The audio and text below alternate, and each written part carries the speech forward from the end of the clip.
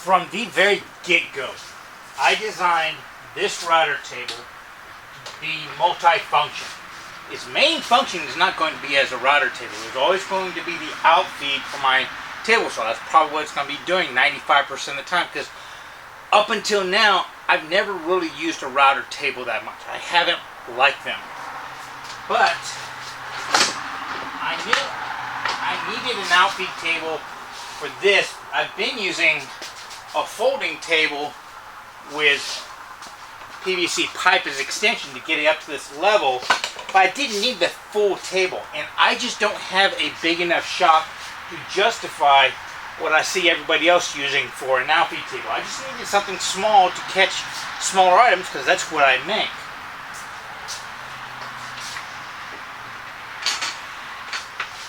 So this was always designed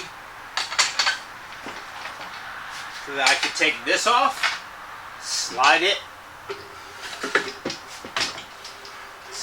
underneath, it'd be out of the way, and then install a sacrificial tabletop on here, which is why, if you remember way back in that very first video where we built the table, the router tabletop, we cut up that big 4x8 sheet into 4 parts. One long strip to get it to its width we wanted, and 3 individual parts. That third large section was always destined to be the sacrificial board. And the leftover scraps from a lot of the center section and stuff like that will make a nice frame for it. Now, in my mind, this is going to be somewhat of a disposable item, this top. I mean, it's going to be an extremely flat, fairly big surface in my shop, because it is referencing against something that we made flat, and I dimensioned these as flat as I possibly could. So as far as an assembly table, glue up bench, finishing step, this thing is going to be destroyed, and I am going to be sawing on it. I'm just not going to care about it, because it's not that much money. Basically, a third of a $30 sheet of plywood and some scrap wood. So, you know, if I have to replace this every year or so, that's not that big a deal to me. And as such, this is the perfect place for pocket holes. This is a face frame, and face framing, like for even plywood cabinets, which, you know, that's a fairly relative new invention. You know, pocket holes are great because they are hidden behind the wood. Nobody can see them no matter what angle you're looking for. This is the top right here, and I'm basically building this upside down. So this section right here is going to get glue to the plywood. So if I put pocket holes coming in this direction right here, their only duty is to squeeze this together as the glue sets. Perfectly acceptable use of it. The glue adhesion is where the joinery is going to be. Now, despite that, there is a right and wrong way to do pocket holes, and I see this mixed up all the time online. The strength of the wood is in going up and down, but it will split very easy. So if you put screws coming in through here and into this right here, basically you're compressing the end grain, which is really, really strong, and going across multiple end grains here so that those threads can bite. But wood is very weak. It will split easily. So if you were to actually put your pocket holes going this way, what's going to happen is the wood here is going to compress as you squeeze it, because it doesn't have any strength going across the grain, plus the fact when you went into the end grain, because there's no strength pulling it out that way, you are basically separating the fibers. The screw itself could just be pulled right out.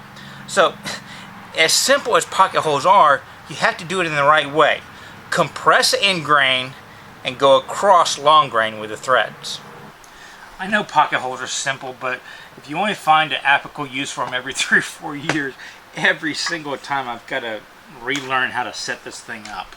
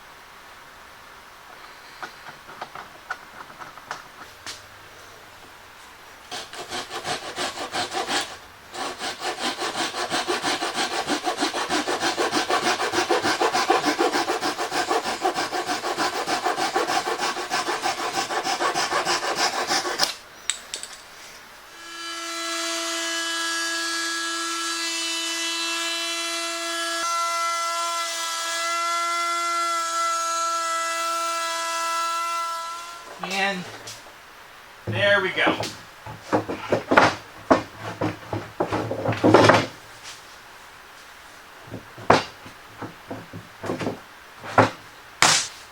One custom fitted flat surface that I can use as an outfeed table for my table saw.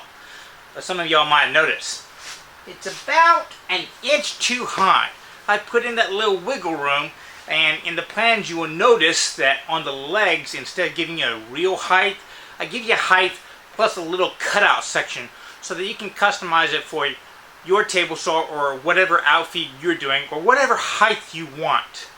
And we will get to that on how to level it out with my particular table saw as an example in the last video of this series, the one that covers all the finishing touches.